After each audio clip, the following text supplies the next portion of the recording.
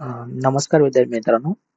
Empower ice MPSC या आपल्या YouTube चॅनलवर तुम्हा सर्वांचे हार्दिक स्वागत आहे.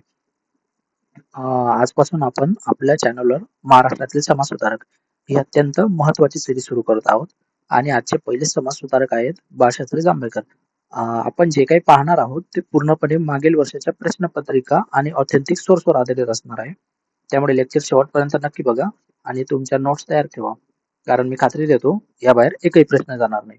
तर आपण सुरू करूया. बघा, आचार्य बाळशास्त्री जांभेकर यांचा कार्यकाळ किती आहे? 1812 ते 1846. त्यांचा जन्म 6 जानेवारी 1892 आणि काही ठिकाणी यांचा 20 डिसेंबर 1810 पण दिलेला आहे. ओके, त्यानंतर ठिकाण पोंबुरे लक्षात ठेवा, ते जोड्या लावायला विचारतात. नंतर यांचं शिक्षण 1825 मध्ये मुंबई शाळेत प्रवेश घेतला यांनी. त्यानंतर प्रोफेसर अर्ली बार्क यांच्या मार्गदर्शनाखाली गणित व ज्योतिषशास्त्र अध्ययन केले. त्यानंतर ते त्यांचे शिक्षक म्हणून कार्य. विद्यार्थी दशेतच गणिताचे शिक्षक होते. दादाभाई नौरोजी व भाऊदाजी लाड हे त्यांचे विद्यार्थी होते आणि त्या दादाभाई यांना गुरु मानत. सरकारकडून अक्कलकोटच्या युवराजचे शिक्षक म्हणून त्यांनी काम केले. त्यांचे भाषेवर प्रभुत्व होते, हे लक्षात ठेवा. फ्रेंच, संस्कृत, मराठी, इंग्रजी, कानडी, गुजराती, बंगाली, लॅटिन, ग्रीक, फारसी अशा 10 भाषा त्यांना अवगत होत्या. नंतर त्यांना फ्रान्सचा सन्मान मिळालेला आहे. भाषेवरील प्रभुत्वामुळे फ्रान्सच्या बादशहाने त्यांचा गौरव केला होता. त्यांचे शैक्षणिक कार्य आहे बॉम्बे नेटिव्ह एज्युकेशन सोसायटी. 1830 मध्ये ते उपसचिव होते आणि 1832 मध्ये ते सेक्रेटरी झाले. त्यानंतर अल्फ्रिस्टन कॉलेज 1834 या महाविद्यालयात गणिताचे पहिले असिस्टंट प्रोफेसर म्हणून रुजू ते पहिले भारतीय सहाय्यक प्राध्यापक होते. इथं पीवायक्यू विचारला होता आयोगाने. इतर पदे मुंबई इलाख्यातील शाळांचे इन्स्पेक्टर होते. गुलाबी वेधशाळेचे संचालक होते व मुंबई कोर्ट ज्युरीचे सदस्य होते. त्यांचे पाठ्यपुस्तके लक्षात ठेवा. इतिहास, भूगोल, व्याकरण, गणित, छंदशास्त्र व नीतिशास्त्र यावर पाठ्यपुस्तकं तयार करून शिकण्याचा पाया घातला. त्यानंतर बाळशास्त्रींनी 1845 मध्ये मुंबईमध्ये बॉम्बे नेटिव्ह जनरल लायब्ररी स्थापन केली. तसेच त्यांनी नेटिव्ह इम्प्रुव्हमेंट सोसायटीची स्थापना केली. त्यानंतर उत्तरपत्रे बघा त्यांचे. दर्पण 6 जानेवारी 1832 हे मराठीतील पहिले उत्तरपत्र आहे. जांभेकरांना आपण मराठी उत्तरपत्राचे जनक म्हणतात.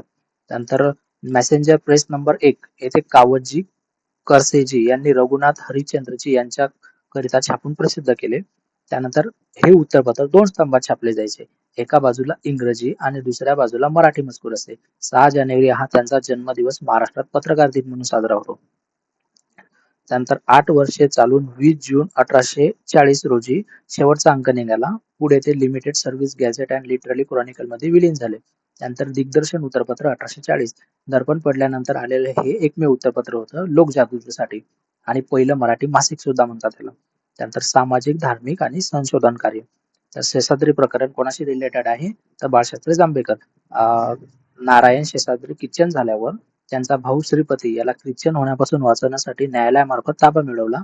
सनातनी ब्राह्मणांनी विरोध पत्करून करवीर मराठा शंकराचार्य यांची आज्ञा मिळाली व श्रीपतींचे शुद्धीकरण करून त्याला हिंदू धर्मात परत घेतले. त्यानंतर स्त्री शिक्षण आणि विधवा विवाहाबद्दल त्यांचे महत्वाचं कार्य आहे की विधवांच्या व्यथांची चर्चा करणारे ते पहिले मराठी समाज सुधारक होते.